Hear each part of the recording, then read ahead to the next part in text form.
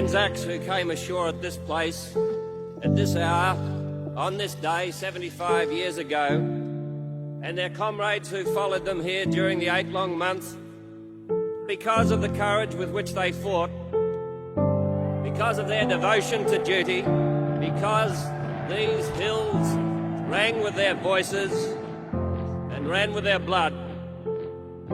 This place, Gallipoli, is, in one sense, part of Australia.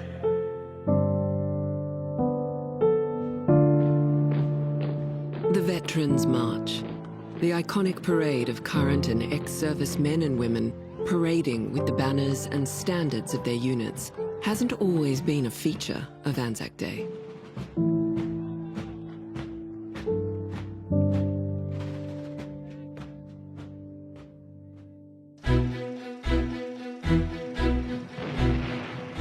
The first Anzac Day commemoration in 1916, a year to the day after the landing at Anzac Cove, was commemorated with a day of sports at the Australian Imperial Force Camp in Egypt. In London, 2,000 Anzacs dubbed the Knights of Anzac by the press marched through the streets to Westminster Abbey. Back home in that first year, there were marching parades all over Australia. In Sydney, there was a parade of cars carrying wounded survivors of Gallipoli and their nurses. For the remaining years of the war, Anzac Day was marked with rallies and recruitment drives. Marches were conducted in Australia, but they were limited to serving members of the AIF. After the war and into the early 1920s, Anzac Day was commemorated informally, mostly by ex-servicemen.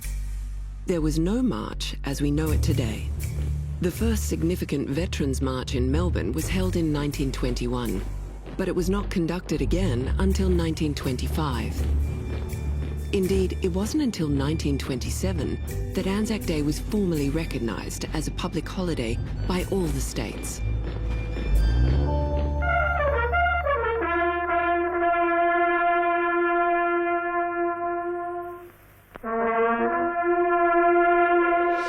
And it wasn't until the mid-1930s that the dawn service, the Minute of Silence, the reunions of diggers, two-up games and the Veterans March were Anzac Day rituals.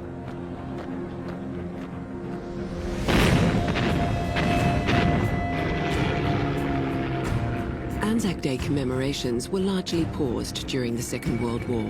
Australia was preoccupied elsewhere.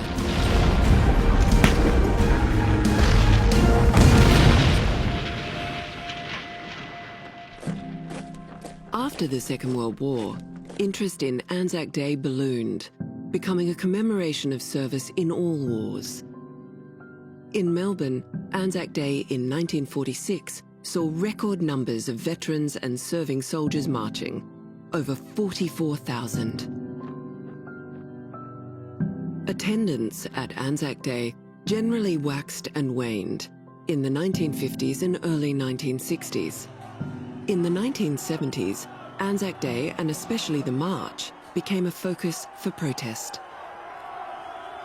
In major cities around the country, the Veterans March was beset with demonstrators, their anxiety and frustrations in full view, sharing their opinions about Australia's long-running involvement in the Vietnam War. The Anzac Day March as a means to protest continued. In 1981, a group of about 500 protesters, mostly women, marched up Anzac Parade in Canberra toward the Australian War Memorial. At the head of the procession, women held a banner which read, "In memory of all women, of all countries, raped in all wars."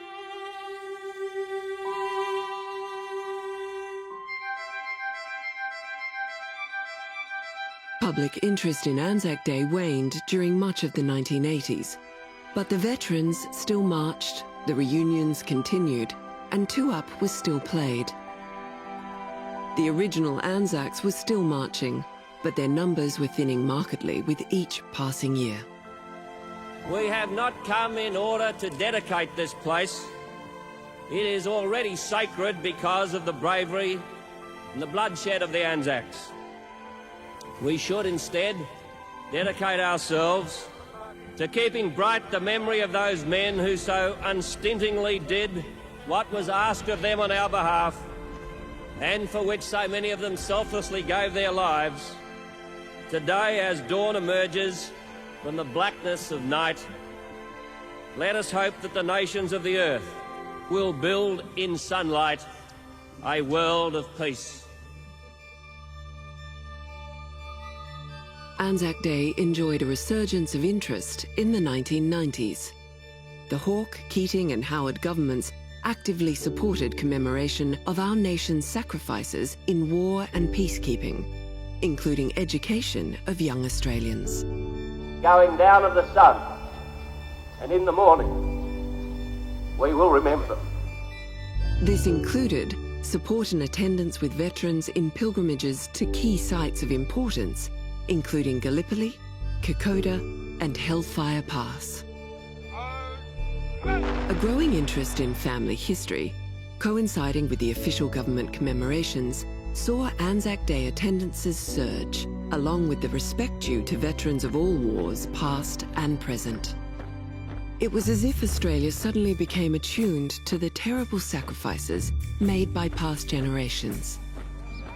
The lines of veterans marching, thinned by time, swelled with their descendants, proudly wearing their medals, marching with our current defence servicemen and servicewomen in uniform.